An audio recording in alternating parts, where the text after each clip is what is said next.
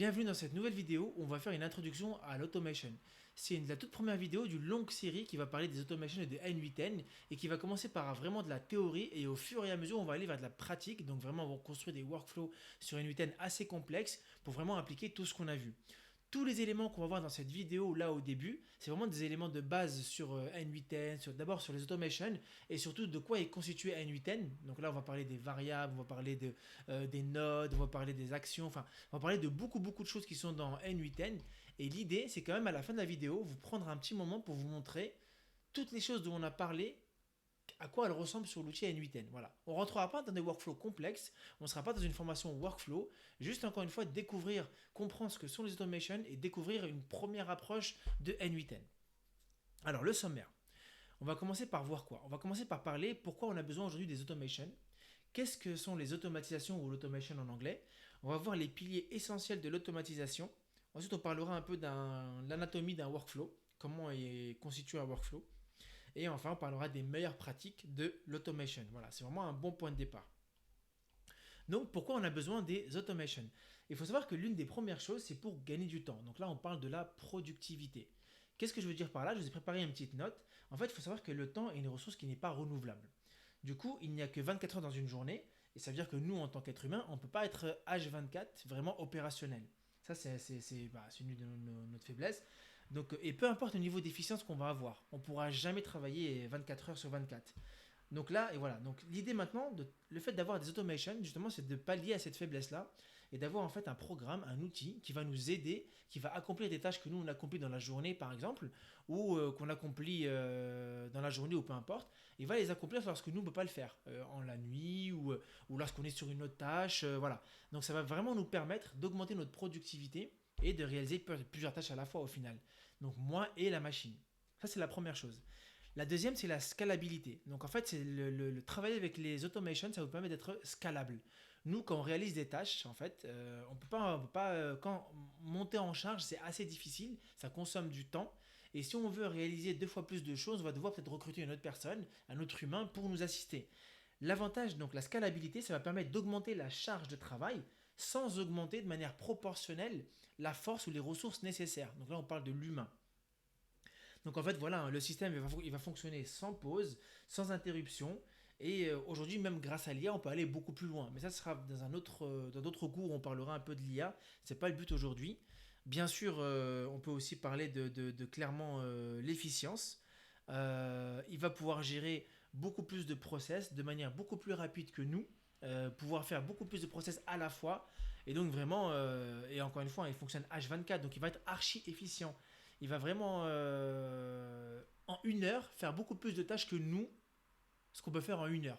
C'est ça aussi l'avantage des automations. Et enfin, bien sûr, hein, réduire les erreurs. Voilà. C'est un peu les principaux points.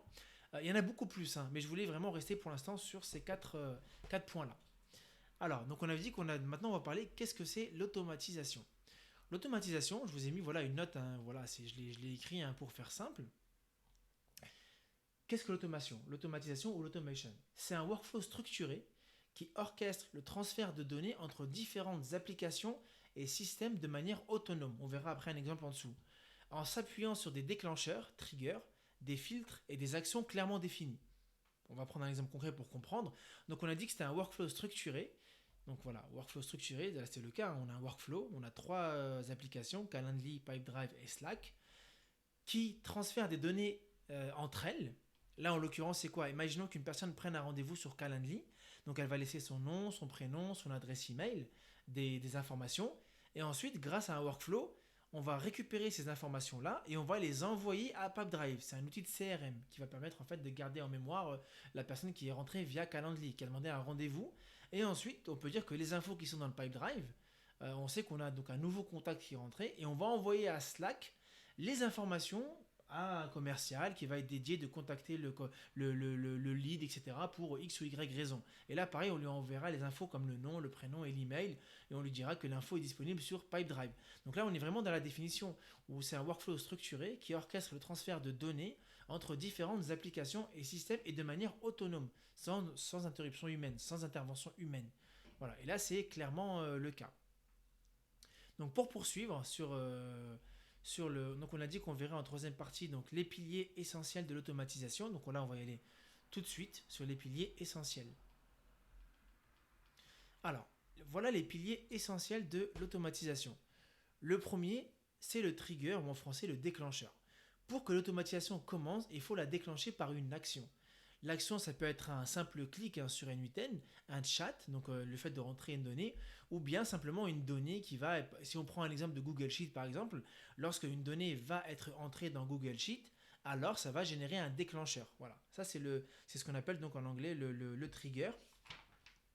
Donc c'est vraiment le point de départ de tout workflow, c'est le trigger.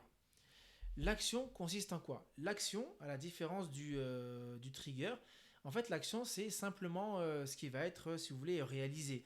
Ajouter, supprimer, modifier des données, démarrer d'autres workflows, d'autres applications, en fait, démarrer des workflows dans d'autres applications. Par exemple, je vais démarrer un workflow dans une application autre que N8N. Ça, c'est possible. Mais vraiment, c'est ça l'idée. Et les actions, on parle, je vous montrerai à la fin, je vous montrerai à la fin sur N8N en quoi consistent les actions. Et à la rigueur, je peux même vous le montrer tout de suite si vous voulez. Comme ça, on fait de la réaction directe. Voilà. Trigger, c'est quoi? Voilà. Là, on est sur N8N par exemple. Clairement, ça, c'est l'outil N8N. On va créer un nouveau workflow ici. Voilà, créer un workflow. On y est. Donc là, on est sur le Canva du workflow. Et on va aller ici sur le plus. Et on va cliquer sur Trigger. Voilà. Donc là, vous avez vu, qu'est-ce qui va déclencher ce workflow? On a différents triggers qui vont venir déclencher le workflow. Soit basé sur un chat, donc un message, soit basé sur une application, dans un événement dans une application quelconque, soit sur une programmation, toutes les minutes, toutes les secondes, lancer le workflow. Soit sur ça, on parlera de ça plus tard en webhook call, on parlera de ça quand on parlera des API, soit déclencher manuellement. Donc là, si je clique sur déclencher manuellement, en fait, ça va être quand je clique sur test workflow, le workflow va s'engager. Voilà. On va supprimer celui-là. Si c'est sur application événement, et là il s'agit des actions, on va cliquer dessus. Et par exemple, si on va sur, je sais pas, un Calendly, on rentre sur Calendly, et en fait le workflow va se déclencher sur un événement. Voilà, on a événement created. Donc là, on devra se connecter, ça on le verra beaucoup plus tard, on devra se connecter à l'API de Calendly, mais ça on le verra dans la deuxième vidéo. Et là, l'idée, c'est que vraiment, lorsqu'il y a un nouvel événement dans Calendly, donc une prise de rendez-vous, ça va s'activer. Voilà, quand on aura cliqué ici sur activer le workflow, bon là ça ne marche pas parce qu'il y a un problème.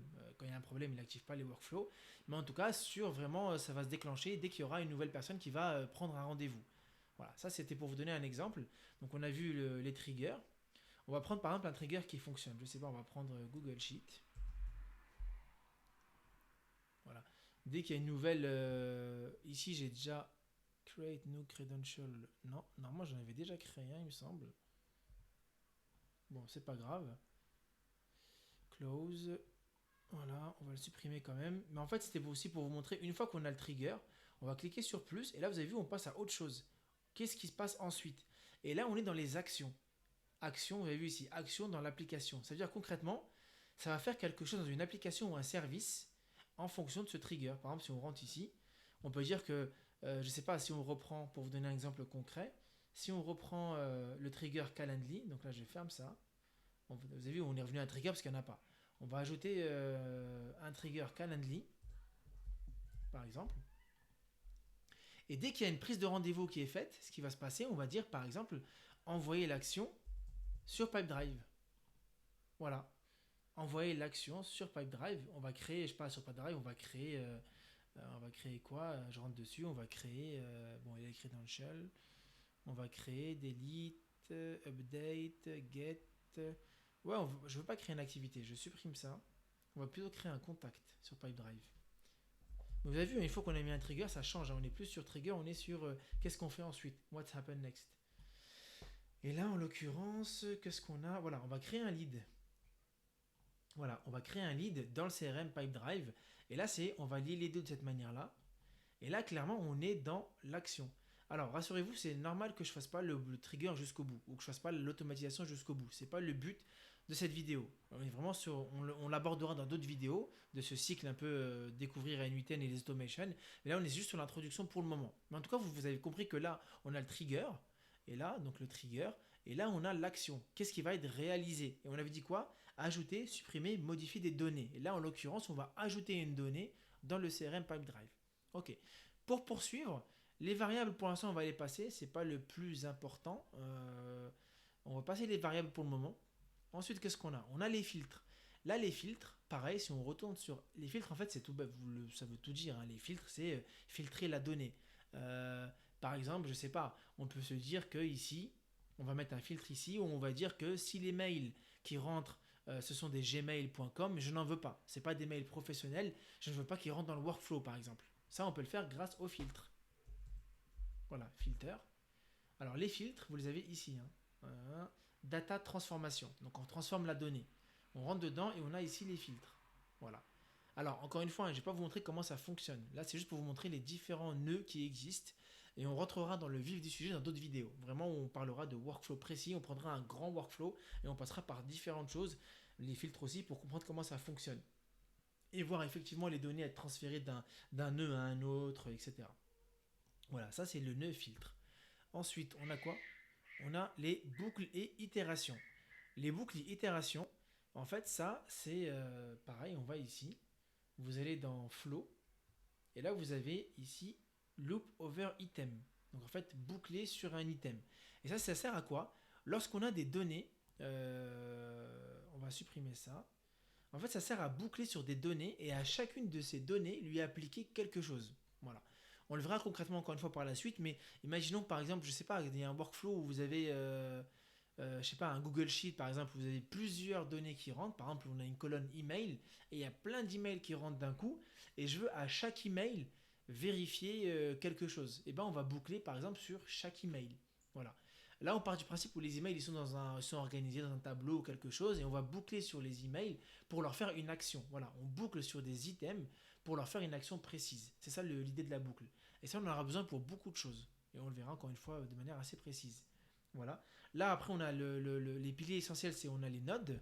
Les nodes, je vous l'ai expliqué, hein, les nodes, c'est concrètement les nodes, c'est tout ça. Le trigger, c'est un node. Le filter, les filtres, ce sont aussi des nodes. Et en fait, les nodes, c'est des blocs de construction, comme ici. La loop, c'est aussi un node. Donc, c'est des nodes en fait de construction et qui ont différents usages et différentes fonctions. Là, il filtre, lui, il déclenche un trigger. L'action, on l'a dit, hein, ça réalise une action dans une autre application, ça vient modifier, supprimer, rajouter une donnée dans une autre application. Voilà, par exemple, je sais pas, hein, si on veut faire ça dans une application que vous pouvez connaître, je sais pas, un Drop Contact par exemple, qui permet de faire de l'enrichissement.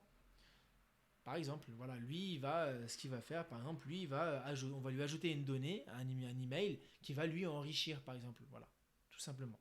Ça, c'est l'idée. Donc là, un node, en fait, il y a dedans les triggers, il y a les filtres, il y a les actions, et il y a aussi beaucoup d'autres choses, hein. Il y a le corps, il y a les flows, enfin, c'est ça. C'est en fait, comme on l'a dit, c'est des blocs de construction. Là, et il faut savoir que la somme de ces blocs, de ces blocs de construction, c'est ça qui va constituer le workflow. Tout ça, là, on a un workflow, par exemple. Voilà. Donc, les piliers, les autres piliers, c'est quoi? On a ensuite bien sûr, la gestion des erreurs, ça c'est très professionnel. Quand vous avez un workflow, l'idée c'est pas de constamment venir voir s'il fonctionne. Parce que si demain il s'arrête ou il y a un bug et vous n'y allez pas tous les jours, vous ne le verrez pas. Et du coup, ça voudrait dire que pendant peut-être une semaine ou 2 semaines, il n'y a rien qui se passe et vous pensez que tout va bien. Mais non, c'est pas le cas.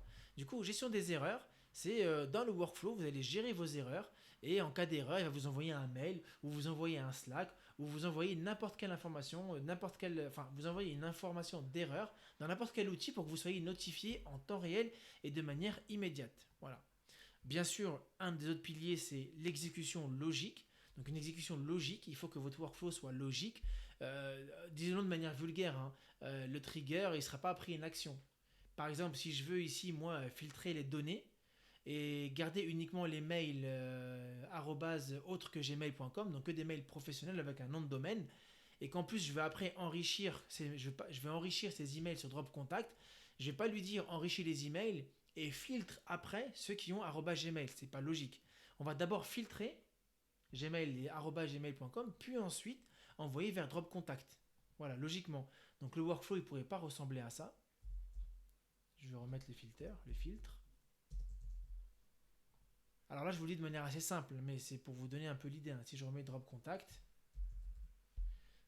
Voilà. Find B2B email. Et l'idée, c'est que je vais pas mettre, si je vais filtrer avant drop contact, mon workflow ne ressemblera pas à ça, on est d'accord. Mon workflow ne peut pas ressembler à ça. Si je vais filtrer avant d'aller à drop contact, il ne doit pas ressembler à ça. Il doit ressembler plutôt à l'inverse. Drop contact ici, je supprime, et filtre ici. Et là, on est sur un workflow logique. Voilà. Mais bon, c'était un exemple très simple. Ensuite, data transfer. Ça, il faut absolument comprendre comment les données sont transférées d'un outil à un autre, quels sont le type de données qui est transféré et comment ensuite les récupérer pour simplement envoyer la bonne donnée au nœud suivant ou à l'outil suivant. En l'occurrence, ici. Donc ça, il faut vraiment le comprendre, comment ça fonctionne en détail. Mais ça, rassurez-vous, encore une fois, dans des vidéos, on le verra vraiment en détail. Voilà. Donc là, c'était un peu tout sur les piliers essentiels de l'automatisation qu'il faut absolument maîtriser. Maintenant, on va voir un peu l'anatomie d'un workflow automatisé. Comment fonctionne un workflow automatisé? On va aller de suite. Donc d'abord, qu'est-ce qu'un workflow? Un workflow, c'est un ensemble de nœuds connectés, comme on a vu ici. Les nœuds, ils sont là. Déclencheurs, actions et conditions qui automatisent le traitement des données entre différentes applications et services. C'est exactement ça. On envoie des données qui sont automatisées entre différentes applications et services. Voilà, c'est ce qu'on a vu ici. C'est plutôt simple comme définition, c'est pas très complexe. Et je pense que c'est plutôt clair, sinon vous me posez la question et je vous explique en détail. Et pour le dernier point, on va être sur les meilleures pratiques de l'automation. Et ça, il faut absolument les noter, elles sont super importantes.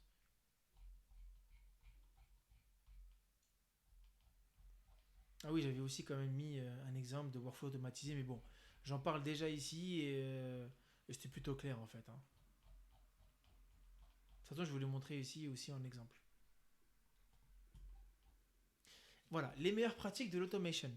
La première, c'est avant même de vous lancer dans une automatisation et commencer à rentrer la main dans le cambouis et commencer à utiliser N8N, la première chose, c'est qu'il faut cartographier le processus en utilisant soit une feuille et un stylo, hein, ce qui est entièrement possible, ou alors en utilisant l'outil Miro en ligne ou peu importe. Il faut vraiment cartographier le processus, s'assurer qu'il soit bon, le faire valider peut-être par quelqu'un dans votre équipe, et dès qu'il vous semble viable, efficient et que ce soit le meilleur processus, là vous allez commencer à le faire sur N8N. Pour éviter de vous lancer tout de suite dedans et que vous vous rendez compte qu'en fait il est mal construit, que vous allez perdre beaucoup de temps et au final devoir tout recommencer à zéro. Et l'essence même de l'automation, c'est gagner du temps, et ben là vous en perdez. Estimez bien sûr la faisabilité du projet, de l'automation. Et là, grâce à la cartographie, ça va beaucoup aider. Est-ce que techniquement c'est faisable? Est-ce que ça ne va pas être bloquant quelque part ou autre? Voilà. Bien sûr, bien nommer les nœuds. Quand on va ici, hein, les nœuds, voilà un nœud par exemple trigger. Ici, vous avez la possibilité de les nommer. Hein. Et ça, c'est super important pour lorsque vous allez revenir dessus, comprendre pourquoi il y a un filtre, à quoi il sert. Par exemple, vous allez ici, vous mettez filtre pour exclure les gmail.com par exemple. C'est pas ça. Par exemple, tout simplement, voilà, rename. Et là, on sait à quoi il sert. Voilà, ça, il faut les renommer. C'est toujours au même endroit, c'est ici. Hein, voilà, vous renommez ici, vous cliquez soit sur le nom et ça renomme. Ça, c'est vraiment un principe de base et une meilleure pratique. Donc, cartographier le processus, estimer la faisabilité, bien nommer les nœuds, tester chaque étape séparément. Il ne faut pas attendre d'avoir fait tout votre workflow pour commencer à le tester. Non, chaque fois que vous avez un nœud, une étape, vous la testez pour ensuite avancer et valider au fur et à mesure votre workflow global. Utiliser des sous-workflows pour chaque tâche ou chaque process. L'idée c'est quoi? Lorsque vous avez un workflow assez complexe, l'idée c'est pas d'avoir de multiples nœuds et que ce soit illisible. Donc l'idée concrète c'est quoi? C'est simplement de créer des sous-workflows, de créer, je vais vous donner un exemple, je sais pas, ici vous allez l'appeler workflow 1, workflow 01, puis vous retournez dans overview, vous en créez un second, workflow 02, donc là c'est votre liste de workflows, vous l'enregistrez, et l'idée c'est que dans le 1, ça fait un process, et dès qu'il a fini son process, pour permettre vraiment de lecture, une lisibilité parfaite, simple, une gestion des erreurs efficace, etc., vous allez simplement envoyer un sub, exécuter un sous-workflow, voilà, ici, Et l'idée, c'est que là, en rentrant dedans, voilà, vous allez choisir le sous-workflow à exécuter. Ici, le workflow 02, en l'occurrence. Voilà. Après, il y a des options, mais ça, on le verra par la suite. Encore une fois, rassurez-vous, c'est pas le but aujourd'hui. C'est juste pour comprendre. Et en faisant ça, en fait, vous allez pouvoir diviser vos workflows en sous-workflows et vraiment séparer un peu chaque workflow et avoir une lecture très simple. Bien sûr, ici, hein, toujours le nommer. Le nommer et dire il consiste en quoi, hein. Vous l'envoyez vers quel type de workflow. Vous précisez, hein, je sais pas, un workflow d'enrichissement. Voilà, il va vers le workflow d'enrichissement par exemple. Voilà, même si aussi on a drop contact, mais vous avez compris l'idée. Et voilà, tout simplement. Bien sûr, vous pouvez après le workflow d'enrichissement, hein, poursuivre. C'est-à-dire qu'une fois qu'il aura fini ça, il pourra faire autre chose. Mais bon, en tout cas, vous pouvez simplement finir ici, hein, et aller sur un autre workflow et continuer vos étapes au fur et à mesure. Mais c'était un des autres principes nécessaires vraiment, ou l'une des meilleures pratiques en automation. Et enfin, documenter votre workflow sur Notion ou sur un autre outil. Documenter le workflow, ça veut dire en fait, pour pas oublier ce que vous avez fait, c'est vraiment aller noter ce qui fait étape par étape pour vous-même ou pour un autre membre de l'équipe demain si vous quittez l'entreprise ou si il va venir reprendre votre projet, qui sache exactement ce que ce workflow fait. Et ça, c'est vraiment, je pense, un réflexe à prendre de documenter son workflow pour soi et pour les autres. Un peu même quand on fait du dev, si on ne documente pas, si on ne commande pas son code, on oublie un peu pour quelle raison on a fait ça ou à quoi il sert.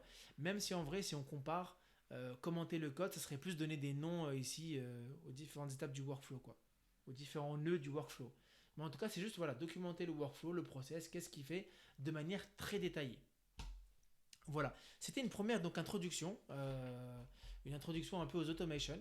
Sur la prochaine vidéo que je suis en train de faire, on va parler des API.